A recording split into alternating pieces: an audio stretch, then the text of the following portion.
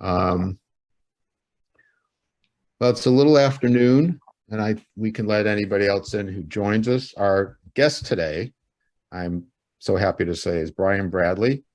I don't have his resume pulled up, but I had to pull it up online to send it out. Brian was kind enough. Actually, I bumped into Brian at the last HCMA meeting. He was walking across the International Hotel in front of the bar there, and I said hi and then asked him if he would be willing to do this, and he jumped into it. He was very happy to do it. So glad to hook up with him. Brian was our first star on the Lightning, and first All-Star, and was instrumental in creating what has become a great franchise. And he's still with the organization. He can tell us exactly what he does. I know he's on TV a lot, so it's good to see him. And without further ado, Brian, I'll open it up to you. We'll have some questions afterwards. I've got some questions, and we'll open it up to everybody watching. So welcome, Brian. Well, thank you, David. Thanks for having me, and thank you guys for coming on the Zoom call today. Like I said, I talked to David at International Mall. He sent me an email about coming on, having a little chit chat. About this year's our 30th anniversary, but it's crazy to start so far because we missed 2 exhibition games, and I'm sure everybody knows, or we know people in Germany over there right now. It's probably like 6 o'clock at night, but with everything with Hurricane Ian and what happened down in South Florida, I mean, man, we got lucky and dodged a bullet here in Tampa. But at the end of the day, hopefully everybody made it through safely, and that's the main thing. So we're just getting prepared for this week. It's our 30th anniversary. It's hard to believe we started in 92 and it's 2022 now. We won back-to-back Stanley Cups. And then obviously last year we lost to the Colorado Avalanche in 6 games. And it was really, it's been exciting last few years. We've got great ownership here. I mean, Jeff and Penny Vinnick are outstanding owners. I mean, they've donated $2 million to the Hurricane Ian relief fund, which is incredible.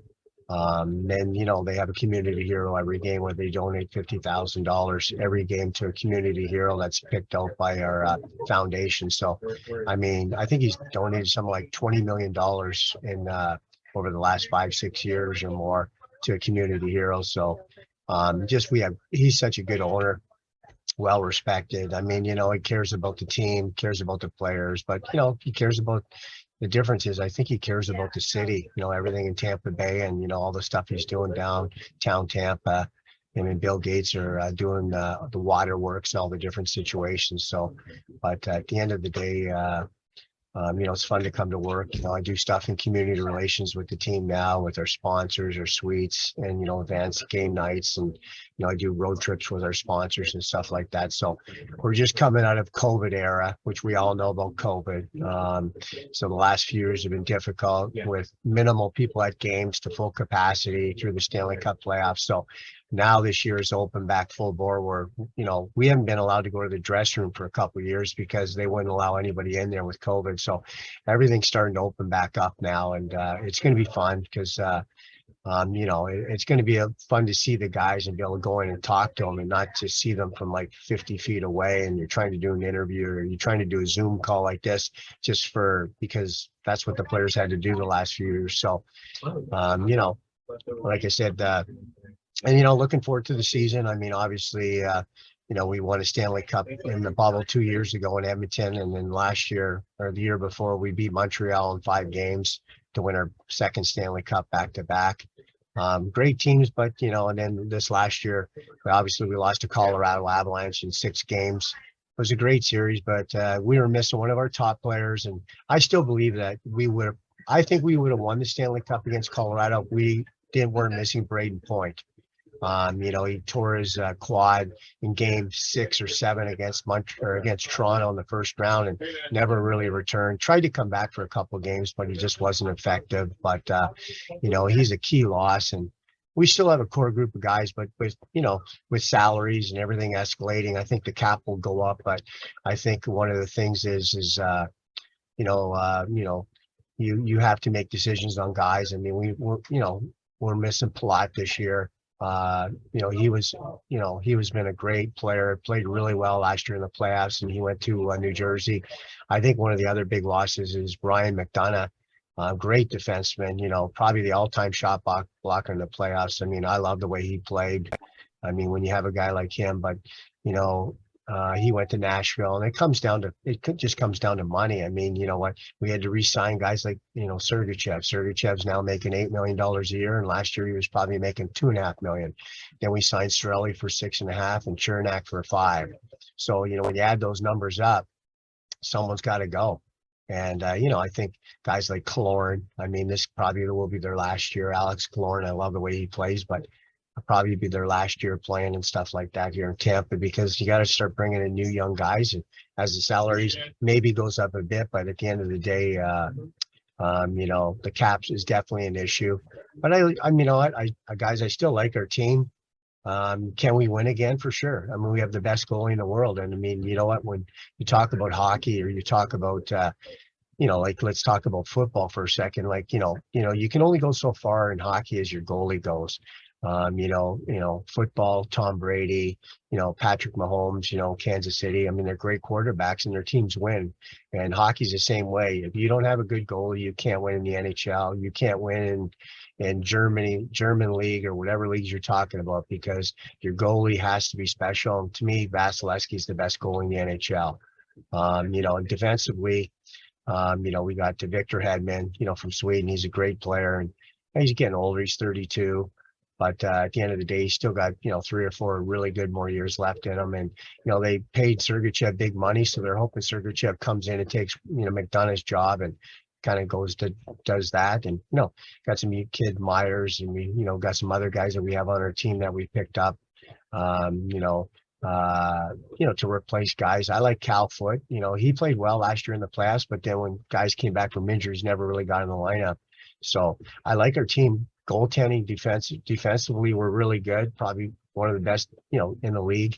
And up front, when you start talking about, Braden Point, Kucherov, and then Stamkos. I mean, those 3 guys are just amazing. Cirelli's right up in that picture, but, maybe not as world class as the other 3 guys. So when you've got those guys I'm talking about in their lineup, you can just mix and match other guys around, and,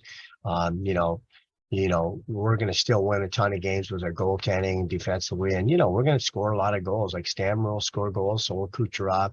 Then we picked up Nick Paul. We picked up, some players, in the trade deadline that I really like our team this year.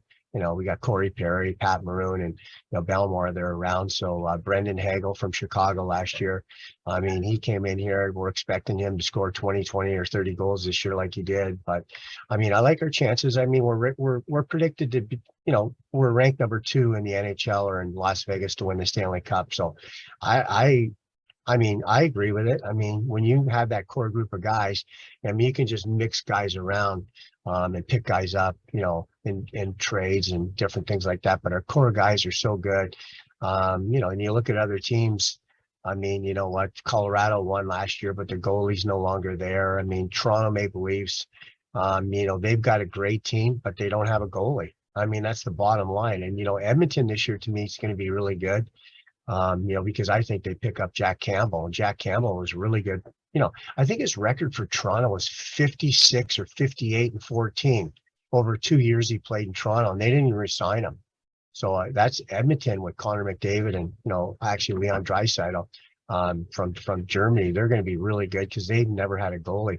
I mean, I look at some of the teams. I think Nashville's going to be really good. I think Edmonton's going to be a contender. Anaheim's going to be better. I think in the East, I think Ottawa's going to be a surprise. I think Toronto might not be as good as they were last year, because I just don't know their goaltending's that good.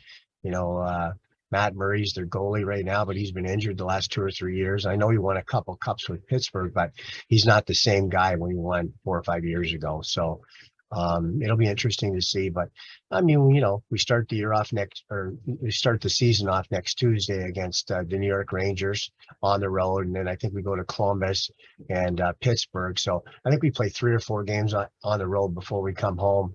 And we only have two home games in October, and I think like eight or 9 road games. So it's going to be a interesting start. And we go to the West Coast at the end of the month, where we go Anaheim, LA, San Jose, kind of those teams, and we knock them right out of the board in October. So, I mean, like I said, I'll open up to some calls, but I like our chances. I mean, you know what? I really like the core group of guys. I mean, as long as we stay healthy, knock on wood, with those guys, with Vasilevsky and net, then you got Hedman, Sergachev back there, and then you've got some younger kids coming in that look good too. And then with Stamkos, Point, and Kucherov, I mean, those 3 guys are like world-class players. All those guys I mentioned are just top elite players, and I mean, you can just build your team around those guys, and you're going to win games with those guys every night just for that reason.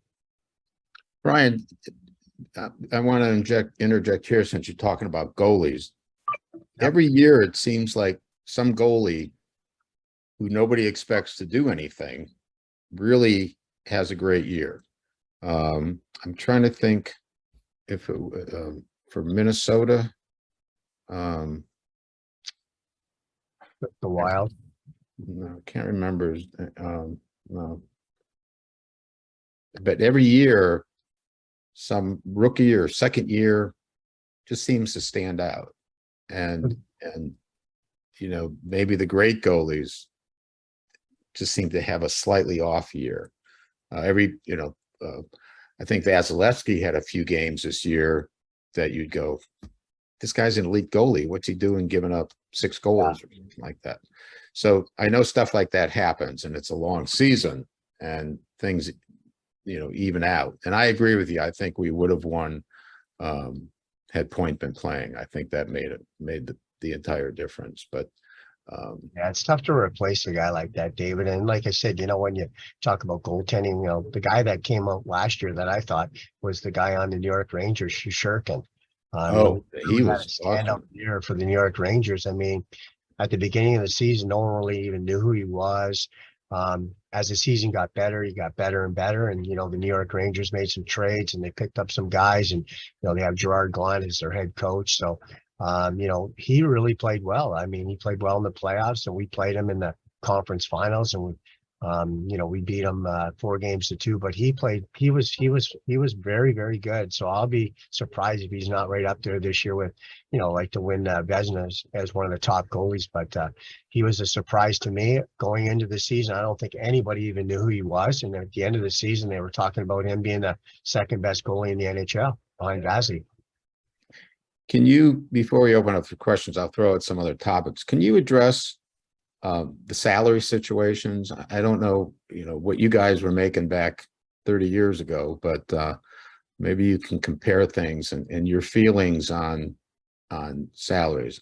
Hockey is not as extravagant as baseball, football. I think the guys beat themselves up more than a pitcher in baseball or a reserve who's making $10-15 million a year. And I mean, the guys just knock the hell out of one another for 80 games. And I think some are paid well, some are entry salaries that go on for a while, and then they arbitrate and they increase their salary. But talk about the salary situation, if you would. Well, I think the salary cap's like at 80 or 82,000 right now. I think it's going up maybe to like 85 or 90 in the next few years. I mean, just with inflation, with everything going up, salaries are going up. I mean, the top players in the NHL, I think Connor McDavid's still the top player in Edmonton. I think he makes 12, 5 or 13 million a year. I think Nate McKinnon on Colorado just won the Stanley Cup. He signed for I think 12.5 or 13 million too, right up in that range. But I mean, when you talk about, like just looking at our guys, for instance, Vazzy makes 9 million. Kucherov makes 9 million. Point, I think, makes 8. Stamkos makes 8. Hedman makes 8.5. Sergachev makes 8.5. Point makes 8. I mean, you add those 6, 7 guys up, that's like $60 million almost. So you can only have so many guys making that kind of money. So that's why I said you have to find guys that, go in the system that can play for like $1.5 million or $2 million. And that's why we had to get rid of McDonough. I mean, he was making $6.5 million and Plot was making 5. I mean, when you're signing guys for these numbers, you have to, you have good players, but then at the end of the day, you've got to move guys around to fit the cap. So I think it'll go up, but I mean, you know what? Hockey, when I came in, let's just look 30 years ago, there was no cap 30 years ago. When I first broke in the league when I first broke in the league in 85, I played with Calgary. There was no disclosures or anything, but let's just go back 30 years ago to the first year in Tampa. Our salaries were $25 million. And Detroit, Boston, Chicago, some of those teams, even Toronto, like I know Detroit Red Wings and Boston, they were at like $90 million or 80 or 90 back then. They had Detroit had Yzerman, Fedorov, Lidstrom, and those guys were all making like $3, $4, $5 million back in the day. That was a ton of money back in the 90s. But when you start adding 10 guys, Dino Cisterelli, Lidstrom, Mike Vernon in that, or Dominic Hasek, I mean, when you start talking about those guys making anywhere from like $3 or $4 to $6 million back in the 90s, well, it doesn't take much, because that's what the players started to sit down and say, hey, look, you can see, it's just like in baseball, who's going to win. The Yankees got a payroll of $290 million. Well, we looked at our things. Well, guys are making, some teams are at $25 million and some teams are at 30, but then there's teams at 60, 70, like Philadelphia was the same way with Eric Lindros and Legion of Doom and John LeClaire, and they had Hextall and that. They were at 80 or $90 million back then. Because they could afford to pay their guys with TV and all the different stuff they do that money, but other teams couldn't. So what they did, the Players Association, the league said we have to come up with a cap because we have to make it fair for everybody. I mean, it might have started at 60 or 70. Now it's at like 80 something, probably going to 90.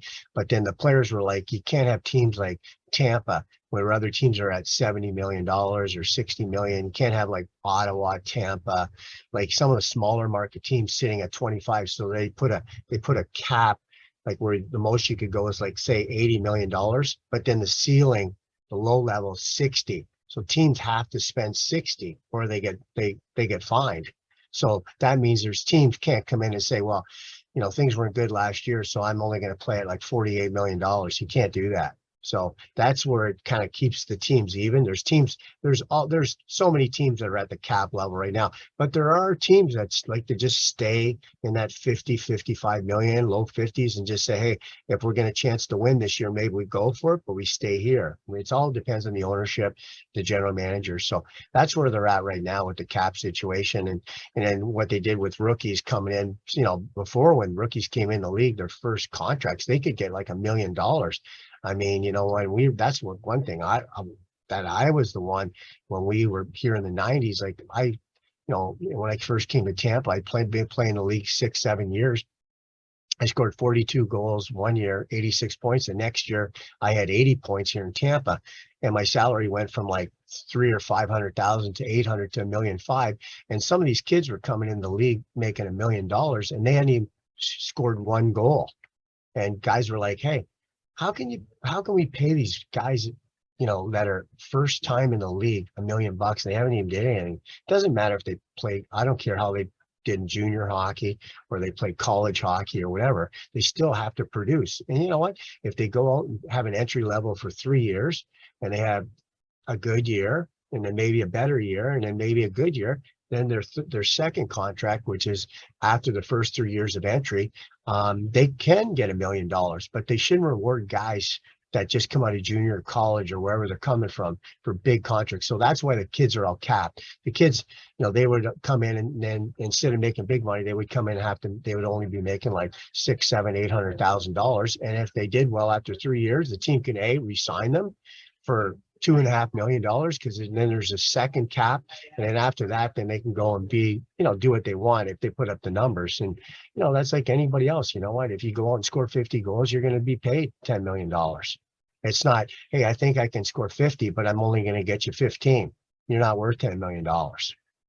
Brian, I read something because we all wonder, and I think if a player renegotiates his contract, I think maybe Stammer did that to some of the other players.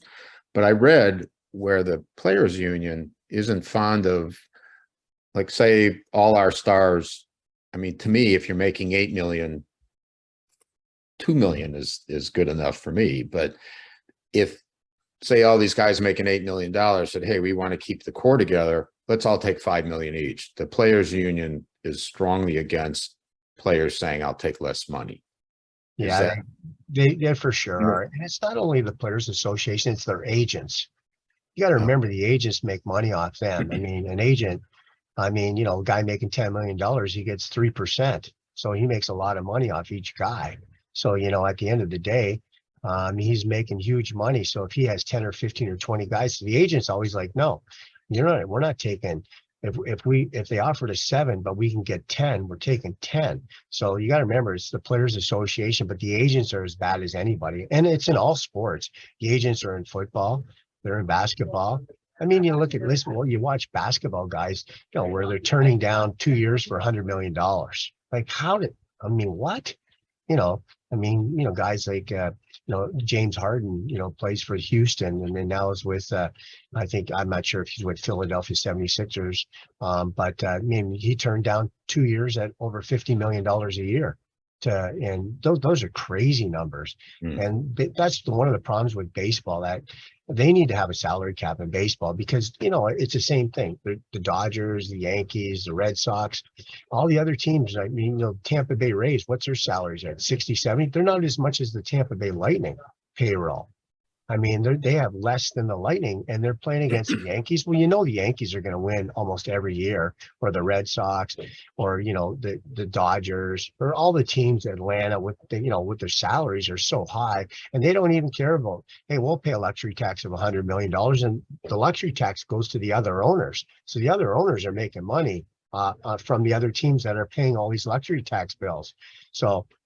You always have a wild card where Kansas City or the Rays or, a smaller market team comes through and maybe goes to the World Series or does well. But, it's the same thing. That's why in hockey, we wanted to have a cap so we can keep all the teams equal. We didn't want to have 10 teams here and all these other teams way down here where it's like, well, we know who's going to win in hockey because you can see where the numbers are. So we wanted to kind of even the game where the fans, the players, and everybody can come in and say, hey, look, we're going to try and keep it all equal. If you want to spend $80 million or it goes to 90, teams are going to do that. But, we don't have teams at 20 million. And it's the same thing. What they did is when I played, they used to, you played a game, you went to overtime, and if you tied, it was a tie. And that's what everybody said. You can't have a tie. People are coming to the game, they're spending money. Someone has to win.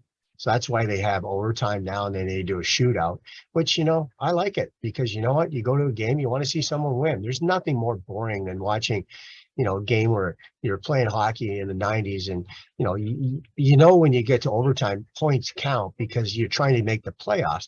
And if a team's on the road and they're playing, let's say, the Boston Bruins in Boston, they got Ray Bourque, Cam Neely, Adam Oates, and the game's 3-3 and go to overtime. You just want to get out of there and get that point. See, all you're doing is getting the puck, dumping it in, and you're playing boring hockey for the fans.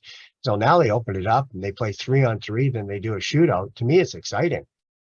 Over in the NHL playoffs, it's different, obviously, but I love the way overtime is, and for the fans, it's awesome to watch. I don't know why there are 2 of me now in the Zoom. I don't know if I tried to get in earlier, maybe. Pardon me? I can only see one. Oh, I see my I'm there, and then my name is up here. But do you? Well, I hope all of you are coming up with questions. I just have a bunch of them. Do you have any old, funny Phil Esposito stories when you came? Oh, I guess you do. No, you know what? Phil's a great guy. Obviously it's been a tough year because he lost his brother Tony, and they were really close. Both legends, Hall of Fames with Boston and Chicago. So, but to me, it was just amazing how Phil got the franchise here in Tampa. How he came up with the money, met the Japanese ownership group, really didn't have a real game plan and, where to build, where the rink was going to be, to play the first year at the fairgrounds, which is Expo Hall. When you go back and look at it now, it's like, we actually played there. It's like, oh my God. And then we went 3 years over to. I was at that first game, by the way. Yeah.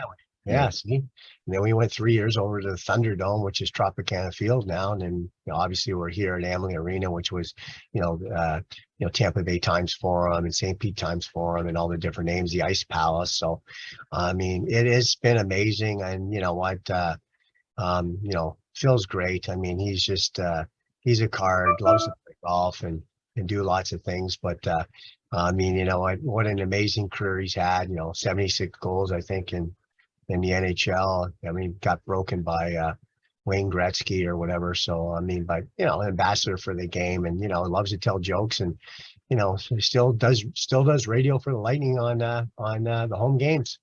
I don't know how he puts up with, he's so calm, and really they show videos, and I don't know how he puts up with Michigan, but that's beside the point. Anybody I've got more questions, but I'll open it up if anybody has. Steve, you unmute yourself and ask a question. I muted everybody. Right, well, Brian, thank you for coming today. Just a general question about the scouting that the team uses in the junior colleges and in junior hockey over in Europe. Any comments about how our team does the scouting? Oh yeah, no, they've got Steve, they've got a lot of different scouts. Like I mean, you're always trying to find, and that's one of the things about the Lightning. I think when we're talking about the Lightning, we've always been really good at finding a diamond in the rough. And what I mean by that is we've always found a guy like a Platt, or a guy in the fifth, sixth round, or a guy that's over in Europe, that is playing in Germany, or is playing in Sweden, or he's playing in the KHL, which is the Russian league, where everybody's like, well, I don't think he's good enough. And then our scouting staff, Al Murray's did a great job. He's been here for like 10 years now. Obviously it was Steve Yzerman for a long time, and then Julian Breezeball, our general manager, with Matthew Darsh now. So they do a great job. We have a great scouting staff. We've got lots of guys and amateurs that are scouting amateur hockey in Canada and the US. And we've got guys scouting amateur hockey and pro hockey over in Europe. And then we have our pro scouts too, which go to games and, they analyze different teams. Analytics a big part of the game now, where they, if you have this many shots on net, or you do these different things, you're going to win games. So it's like that in any sport. But scouting is huge.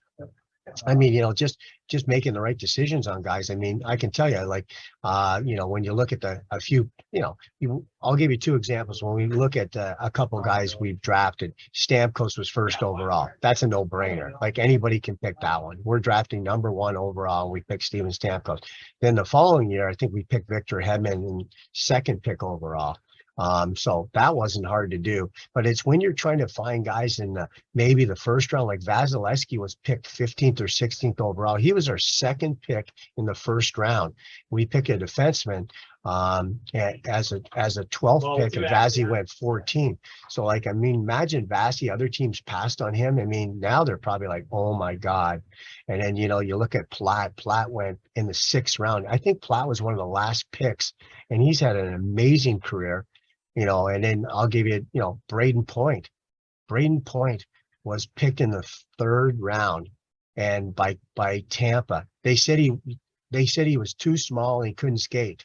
I mean, I'm like, I don't know what they were watching, but we picked him in the 3rd round. And you know what? Minnesota was going to take him. True story. Minnesota was going to take Braden Point in the 3rd round, and we found out they made a trade.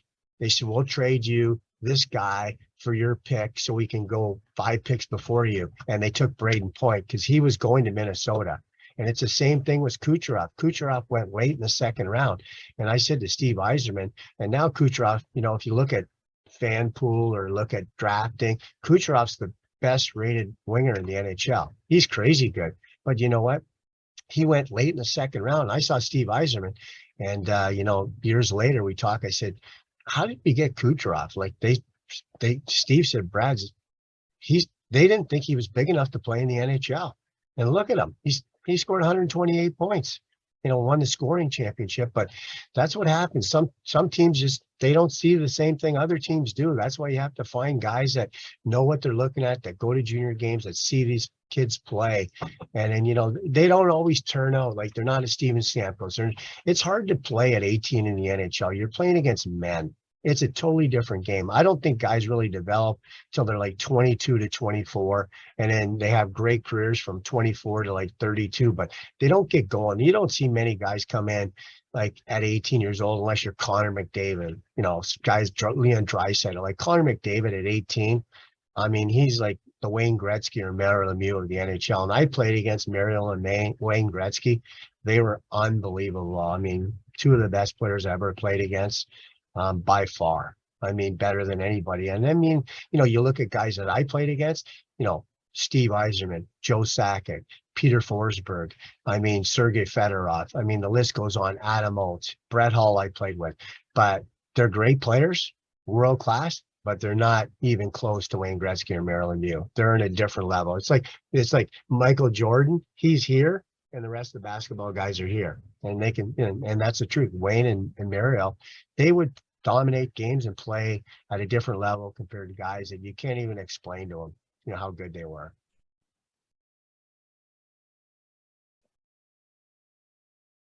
Oh, David, you're muted. Thanks, Brian. My seats have been in the third level, and when you're up there, the game's a lot slower than it is when you're downstairs. But it's, and I'm sure everybody sitting here who watches hockey will agree, you guys absolutely seem to have eyes behind your head. I mean, how does Kucherov and Point?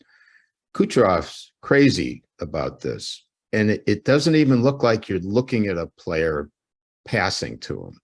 I mean, do you guys have set plays coming down where if it goes a certain place, I'll be in front of the net or I'll be on the left side of the left post, just throw a pass to me? I mean, how, and I know, a lot of people think, to me, hockey is 60 to 70% luck. There's a great skill to it, but how many passes miss a skate by millimeters or hit a skate, or there's a lot of luck to hockey with as fast as the game is. And I mean, I think hockey players are the most skilled athletes in the world. But what is my contention is it's intuition. It's, Brian Engblom spends a lot of time explaining, well, he knows that he's here and he knows that he's there and he's doing this and he's doing that. Kucherov, you don't have time to think about these things. It has to be instinct and intuition, and just there's a sixth or seventh sense with you guys, maybe more now than in the old days. But what do you contribute this to? Well, I don't know, David. I mean, God-given talent. I mean, you know what? Just some guys just have it at a different level. Like, I mean, why doesn't everybody do it? Or why doesn't everybody hit 70 home runs today? Like, the guy, Aaron Judd on the New York Yankees. Why can't everybody do that? Well, they can't. I mean, certain guys have certain levels and they can only go that high. But I mean, when you're talking about like, when I played Wayne and Mario, they were just amazing. I mean, they would do stuff that you couldn't even comprehend. I mean, how did they do that? I have no idea. I mean, it's same as Kucherov. He does stuff, Nikita Kucherov does stuff with the puck, and he thinks like he already sees the play. Like he's two steps ahead of the play. Like he sees the puck coming, but he already knows he's passing it to Braden Point on the far side before it even gets to him. So it's just like crazy stuff. Some of the stuff he does, I have no idea how he does it. And it's just fun to watch, but he's a world-class player. I mean, he does crazy stuff. It's the same thing. You know what? And you know what? It's Steven Stamkos.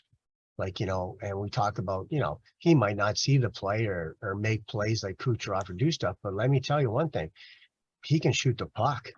Like, how can Steven Stamkos shoot that one-timer, him and Ovechkin, on Washington, Alex Ovechkin, they can shoot a one-timer. And the only other guy that I've ever seen that was as good as those guys was Brett Hull.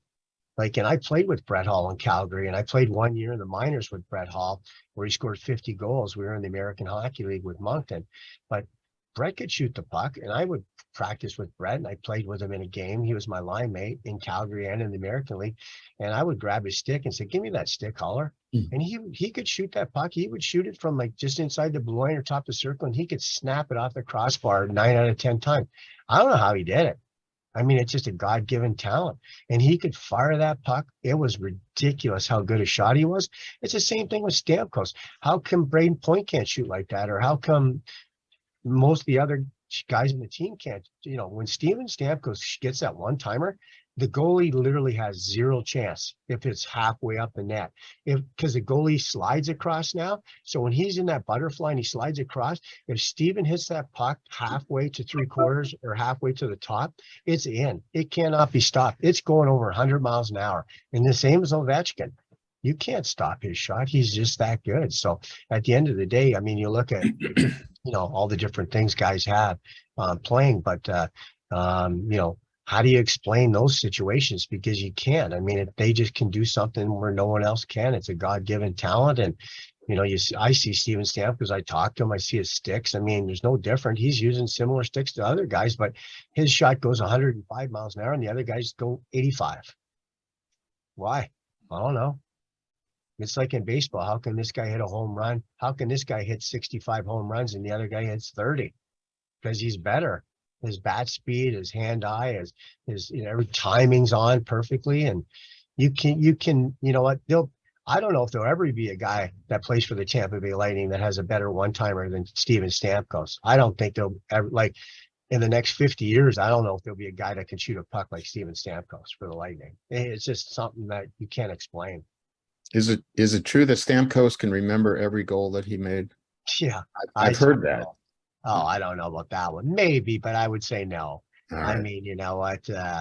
I find that hard to believe, David. Yeah, well, I do too. But I find a lot of the stuff that you guys do hard to believe. I have a question. Go ahead, Bruce.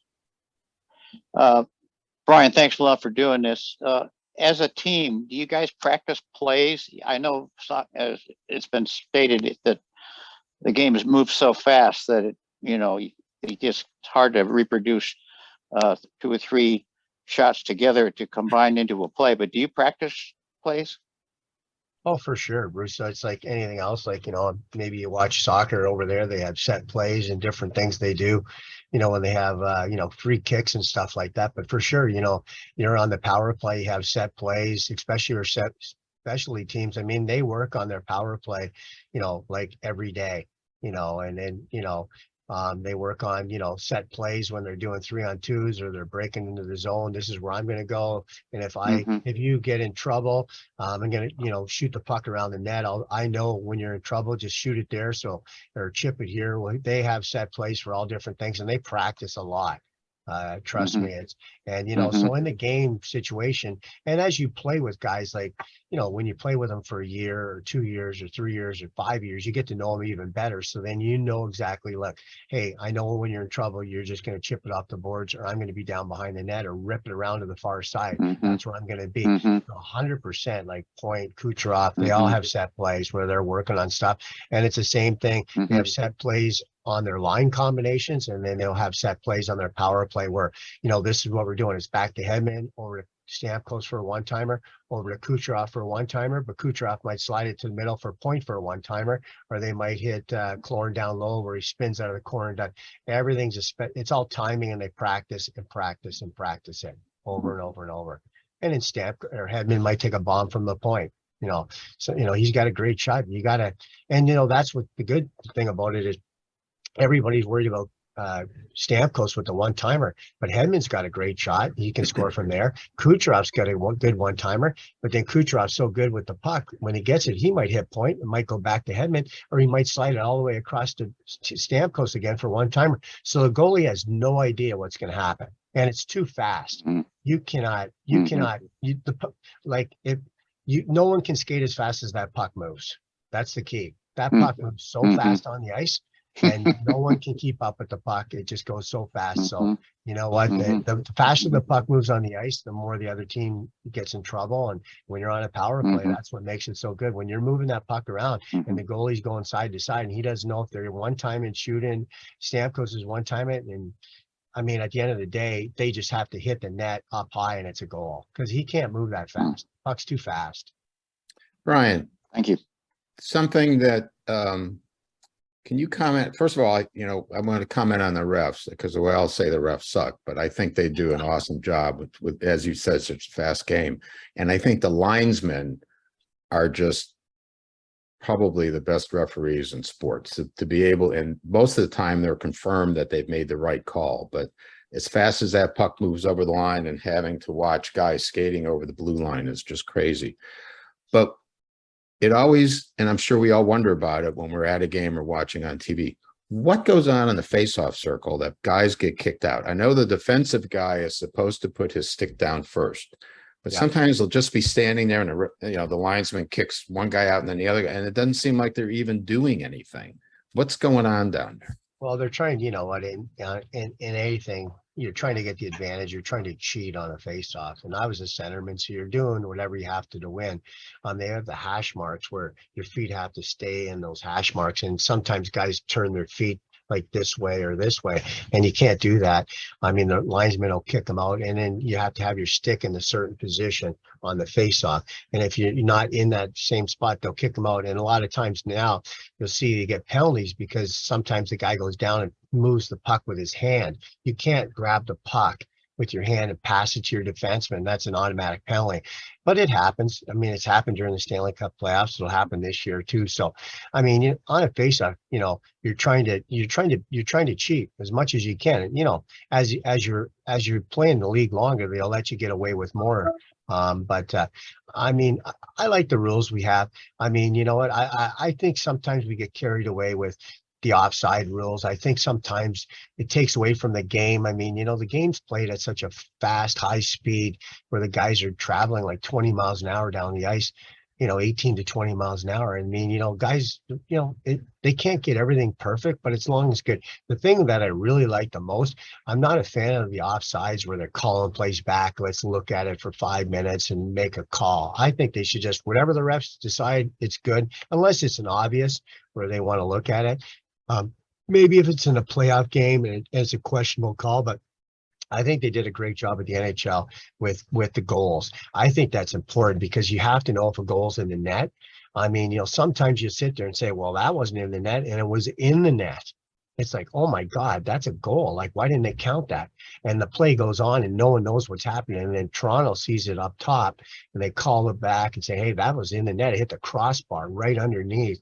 And that's a goal. So I think for me in the playoffs, more so in the playoffs, I think the video for the goals in the playoffs is critical because one call can change a series. And, you could go from winning to being down, 2-1 or 3-1 in a series. So to me, when I played, there was games where guys kicked the puck in the net, or there was goals where it went underneath and they never called it. It's like, that was a goal, but they didn't have video back in the 90s. Now they do, it's not just in hockey, it's all sports. Football, you can see the end zones, basketball, soccer's got, offsides, and soccer's got, was that a goal or wasn't it? Was it a handball? They can check things out, within minutes, but I just don't like it taken away from the game. I mean, I don't like when they have too much stoppage. I think there should be having a rule like, they only are allowed to, video for 2 minutes, and after 2 minutes, it's either goal or non-goal, offside or not.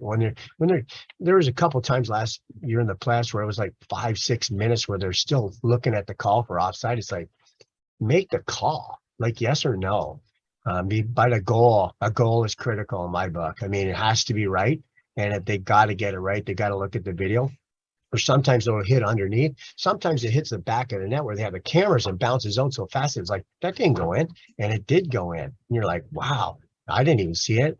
And, back in the day, have you guys been to hockey games? Well, they used to have goal judges back there where you hit the red light, push the button, the red light goes on. They don't do that anymore, more or less. Like it's all operated like, the crowd will light up, or there'll be fireworks or some music come on because they know it's a goal. But so, I mean, everybody makes mistakes, but the goals are critical in a hockey game. I think the Stanley Cup tradition of shaking hands after a game is a wonderful tradition. Yeah.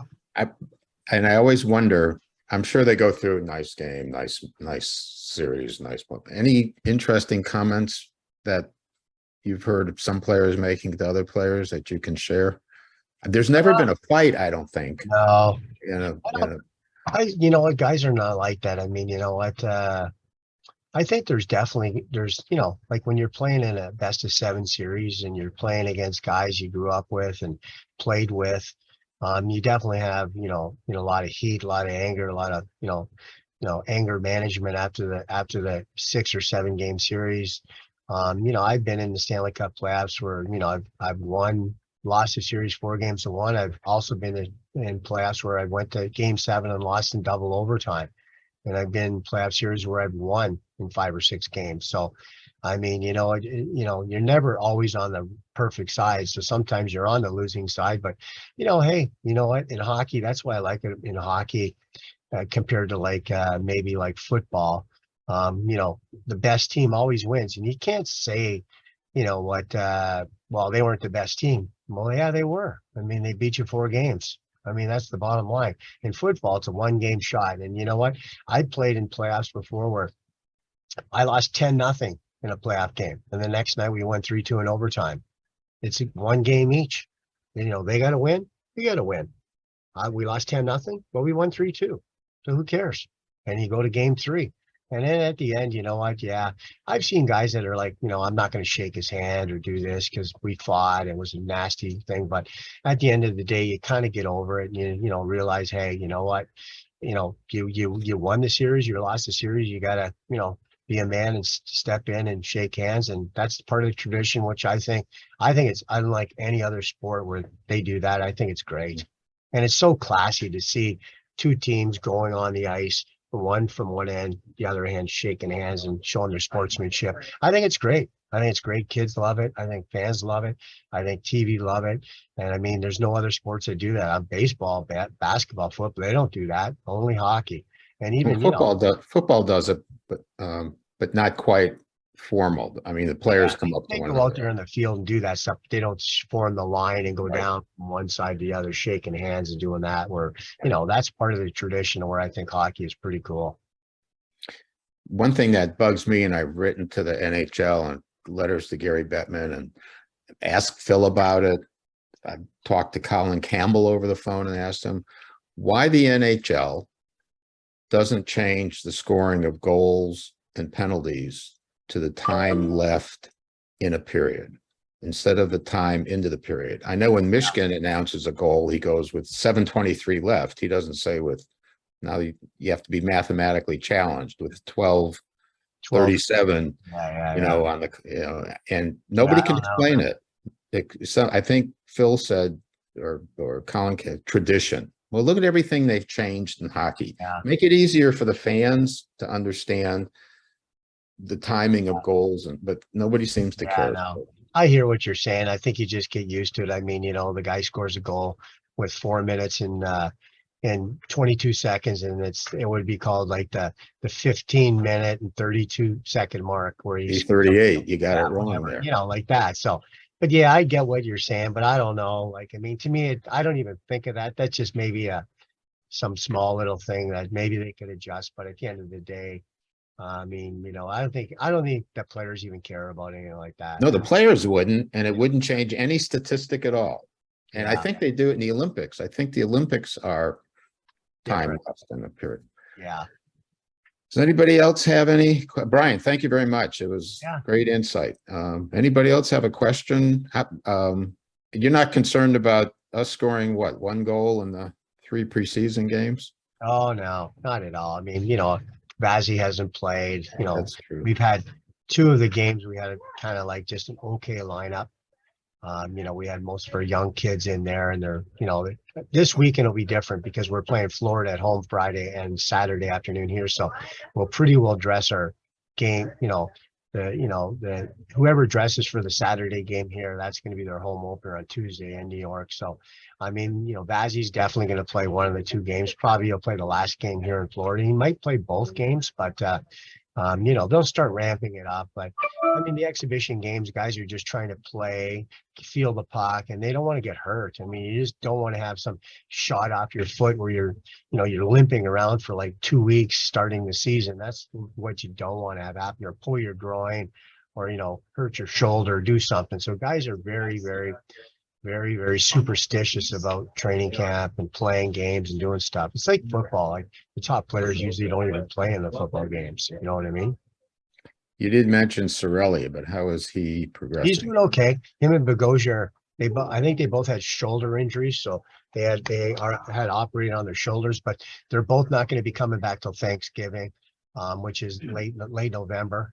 You know, Bruce is over in Germany. I don't know when they have Thanksgiving, if they do. So they're coming back in like late November. That's the time frame. They'll be back before December, but it won't be much before that. That's what I'm hearing for those two guys. All right. Anybody else have a question of Brian? Brian, thanks a lot. Appreciate your time and energy, and keep up the good work on TV. It's good to see you. Do you like that comparison, the pictures I put up for the Yeah, that's great. Looks good. now and then and now? Yeah, Still sounds good. same good looking guy. Yeah. Anyways, David, thanks for having me. You know, thank you guys for coming on today for the Zoom call. That was always fun. And you know what? Hopefully we'll see you at a Lightning game sometime. Go Bolts. All right, Brian, take care. Thank Thanks. you. Thank you.